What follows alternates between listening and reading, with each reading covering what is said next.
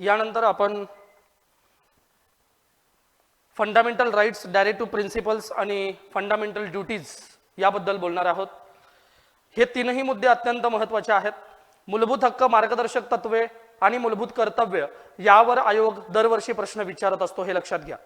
आणि खास करून मूलभूत हक्क आणि मार्गदर्शक तत्व ही जी दोन प्रकरणं आहेत, या दोन प्रकरणांमध्ये राज्यसेवा मुख्य परीक्षेला विचारणारे प्रश्न वेगळे आहेत, एएसओ मुख्य परीक्षेला विचारणारे प्रश्न वेगळे आहेत आणि पूर्व परीक्षेला या प्रकरणातील प्रश्नांचा दर्जा हा वेगळा आहे। त्यामुळे तुम्हाला या दोन प्रकरणांमध्ये खूप डिटेल जाण्याची बिलकुल आवश्यकता नाही, हे मी तुम्हाला लेक्चरमध्ये पण सांगितलंय।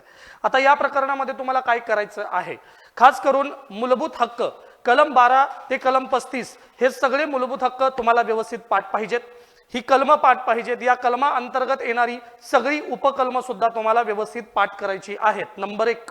नंबर 2, या मूलभूत हक्कांचे काही प्रकार आहेत। मग स्वातंत्र्याचा हक्क आहे, समतेचा हक्क आहे, शोषणाविरुद्धचा हक्क आहे, अभिव्यक्ती स्वातंत्र्याचा, या सगळ्या हक्कांची तुम्हाला व्यवस्थित त्या हक्कांमध्ये येणारे जे काही कलम आहेत, घटनात्मक उपाययोजनेचा हक्क, सांस्कृतिक हक्क, धार्मिक स्वातंत्र्याचा हक्क, तर त्या अंतर्गत येणारी जी कलम आहेत ती कलम तुम्हाला व्यवस्थित पाठ करायची आहेत। कारण जोड्या लावा अशा स्वरूपामध्ये मूलभूत हक्कांवर प्रश्न विचारले जातात। म्हणजे तुम्हाला कलम 12 ते कलम 35 करायचंय। नंबर 2, मूलभूत हक्कांचे जे उपप्रकार विचारले जातात त्या उपप्रकारांमध्ये येणारी कलम अशा जोड्या लावाच्या संदर्भातला अभ्यास करायचा आहे। नंबर 3, या मूलभूत हक्कांमध्ये काही घटना दुरुस्त्या करण्यात आलेल्या होत्या, त्या घटना दुरुस्त्यांवरती सुद्धा प्रश्न येतो। त्यामुळे मूलभूत हक्क करताना घटना दुरुस्ती होऊन काही मूलभूत हक्क समाविष्ट झालेत का, तर तो सुद्धा आपल्या अभ्यासाचा विषय असेल। सेम मार्गदर्शक तत्वांकडे पण मार्गदर्शक तत्व कलम 35 ते कलम 51 पर्यंत तुम्हाला तोंडपाठ करावं लागतील। त्या अंतर्गत येणारी उपकलम सुद्धा तुम्हाला पाठ करावी लागतील। मार्गदर्शक तत्व म्हणजे काय, मूलभूत हक्क, मार्गदर्शक तत्व या दोघांमधला फरक काय, क्लासमध्ये नोट्समध्ये एक चार्ट आपण दिला होता, तो चार्ट तुम्हाला व्यवस्थित करावा लागेल।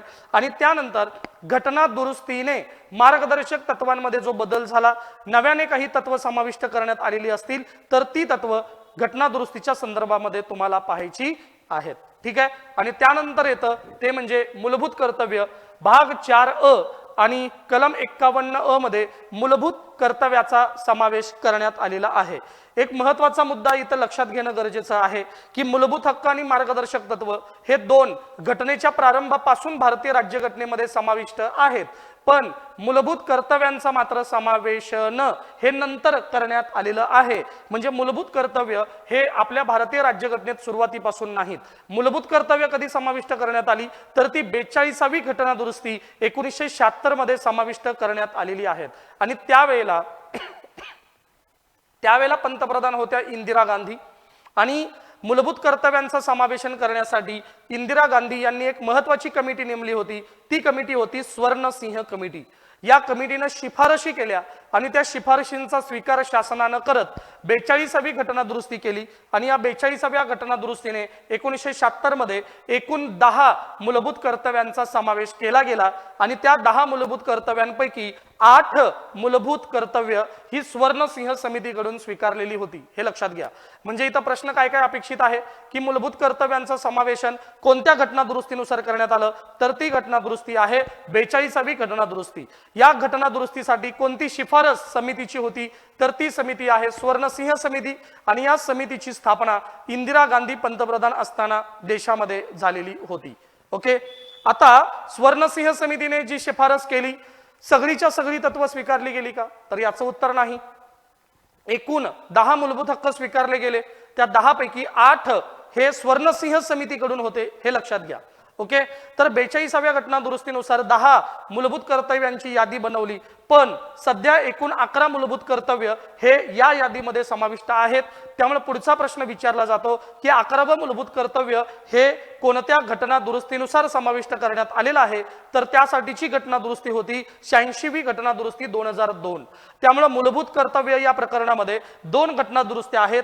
नंबर 1 42वी घटना दुरुस्ती आणि नंबर 2 86वी घटना दुरुस्ती 2002। या दोन्ही घटना दुरुस्त्यांवर प्रश्न येणं अपेक्षित आहे।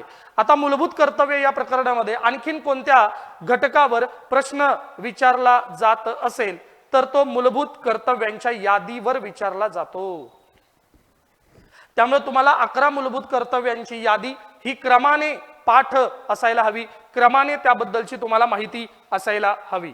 पहिलं कर्तव्य, घटनेचे पालन करून तिच्यातील आदर्श संस्था, राष्ट्रध्वज, राष्ट्रगीत यांचा आदर करणे, स्वातंत्र्य लढ्यास प्रेरक ठरलेल्या उदात्त आदर्शांचे जतन करून ते आचरणात आणणे, देशाचे सार्वभौमत्व, एकता व अखंडता यांचा पुरस्कार करणे, रक्षण करणे, देशाचे संरक्षण करणे आणि गरजेनुसार राष्ट्रीय सेवा बजावणे, धर्म, भाषा, प्रदेश, वर्ग इत्यादी भेद विसरून सर्व भारतीयांमध्ये सुसंवाद व बंधुभाव वाढीस लावणे, स्त्रियांच्या प्रतिष्ठेला उणेपणा आणणाऱ्या प्रथांचा त्याग करणे, आपल्या संमिश्र संस्कृतींच्या वारशांचे मोल जाणून त्यांचं जतन करणे, वने, तळी, नद्या, वन्यजीव सृष्टी यांसकट जे काही पर्यावरण आहे त्या पर्यावरणाचं संरक्षण करणे, सजीव प्राण्यांबाबत भूतदया दाखवणे, त्यानंतर विज्ञाननिष्ठ दृष्टिकोन, मानवतावाद, शोधक वृत्ती यांची जोपासना करणे, सुधारणा वृत्तींचा विकास करणे, सार्वजनिक मालमत्तेचे संरक्षण करणे, हिंसाचाराचा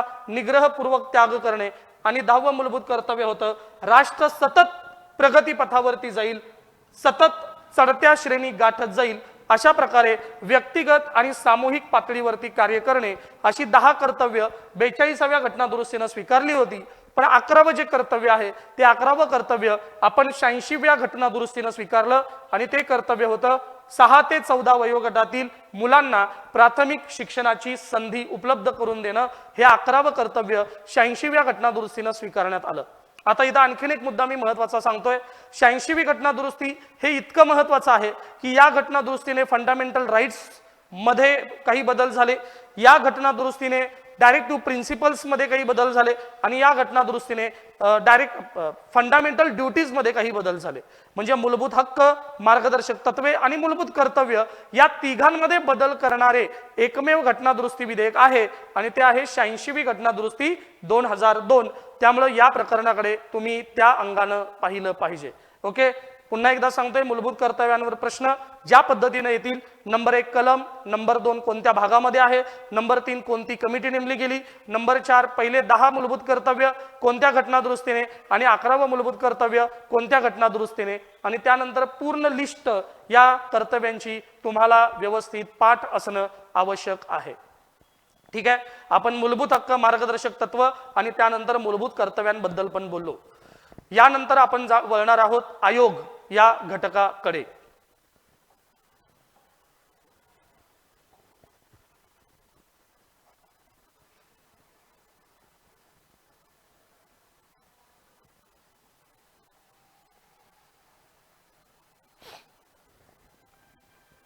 मूलभूत हक्क, मार्गदर्शक तत्व आणि मूलभूत कर्तव्य ही महत्त्वाची आहेतच, परंतु तुम्हाला कमी काळामध्ये जर जास्त मार्क्स मिळवायचे असतील, कमी अभ्यासामध्ये मार्क्स मिळवायचे असतील तर तुम्ही या आयोगांकडे बिलकुल दुर्लक्ष करू नका।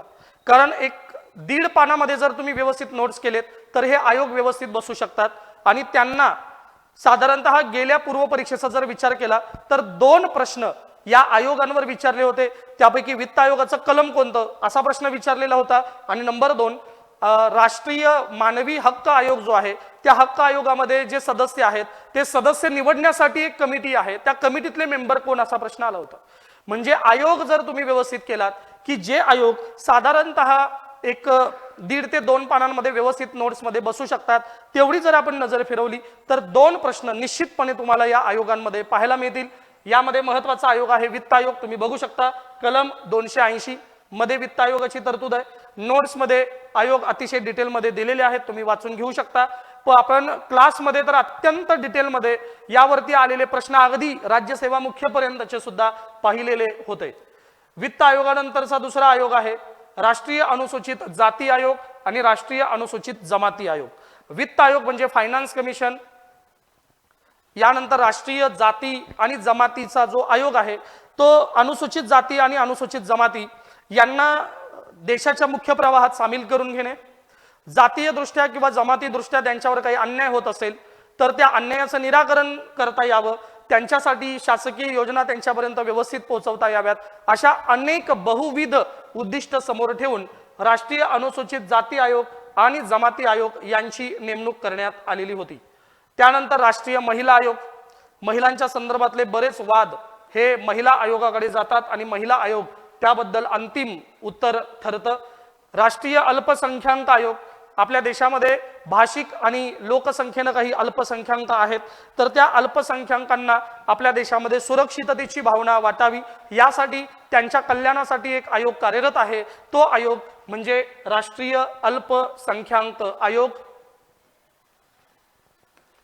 त्यानंतर राष्ट्रीय मागासवर्गीय आयोग, ओबीसींसाठीचा जो आयोग आहे तो आयोग म्हणजे राष्ट्रीय मागासवर्गीय आयोग, म्हणजे राष्ट्रीय अनुसूचित जाती आयोग, राष्ट्रीय अनुसूचित जमाती आयोग आणि त्यानंतरचा महत्त्वाचा आयोग आहे तो आहे राष्ट्रीय मागासवर्गीय आयोग. त्यानंतर राष्ट्रीय मानवी हक्क आयोग, याचवरती प्रश्न विचारला होता. इथे आहे बघा रचना दिलेली. या रचनेमध्ये एक अध्यक्ष असेल, 4 इतर सदस्य असतील आणि त्यांची निवड करण्यासाठीची एक कमिटी असेल. त्या कमिटीमध्ये नेमकं कोण कोण असतील असा तो प्रश्न विचारण्यात आला होता. राष्ट्रीय मानवी हक्क आयोगानंतर शेवटचा आयोग येतो तो आहे राज्य मानवी हक्क आयोग. तर अशा पद्धतीचे घटनात्मक आणि घटनाबाह्य असे दोन्ही आयोग हे परीक्षेसाठी अत्यंत महत्त्वाचे आहेत, हे लक्षात घ्या. आता आपल्याला मार्क्स मिळवायचे आहेत, तर या आयोगांमध्ये आपल्याला नेमकी कोणती माहिती अपेक्षित आहे यामध्ये विद्यार्थी आपण पहिल्यांदा बघणार आहोत ते कलम.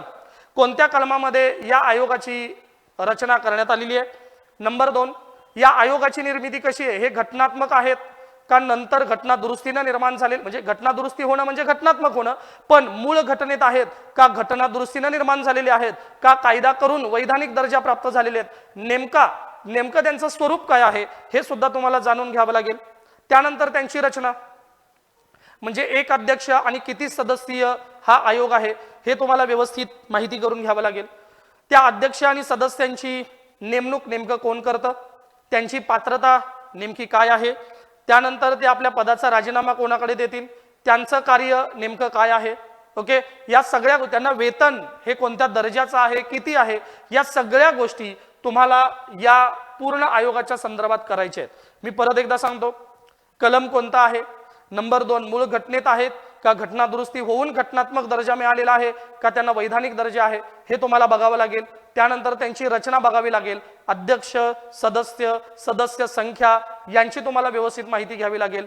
पात्रता, नेमणूक करण्याचा अधिकार कोणाला, नेमणूक कशा पद्धतीने केलं जातं, त्यानंतर त्यांचं कार्य नेमकं काय आहे, त्यानंतर त्यांना वेतन किती आहे, त्यांच्या पदाचा कालावधी किती आहे आणि सगळ्यात महत्त्वाचं ते पदाचा राजीनामा सरतेशेवटी कोणाकडे देतात वगैरे, या ज्या मूलभूत गोष्टी आहेत या आयोगाबद्दलच्या तुम्हाला व्यवस्थित जाणून घ्यायच्या आहेत.